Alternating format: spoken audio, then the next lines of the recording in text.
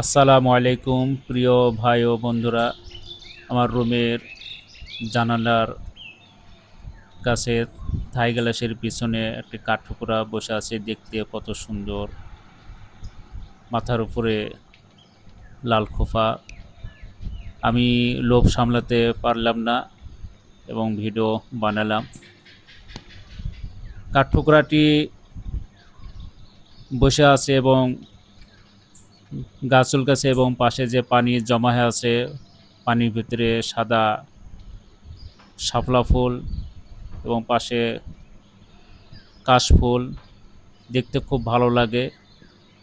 এবং জানালায় বসেই এগুলো প্রাকৃতিক দৃশ্যটা দেখি। এই কাঠঠোকরাটা বসে থাই গ্লাসে ঠকঠক করে শব্দ করে।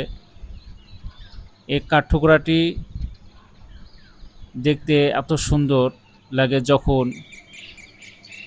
ঠকঠক শব্দ করে তখন আমাদের ঘুমটা ভেঙে যায়। এই ঘুমটা ভেঙে যাওয়ার পর দেখি যে কাঠঠোকরাটা মানে ওই থাই গ্লাসে ঠকঠক শব্দ করে এবং ভিডিও বানালাম।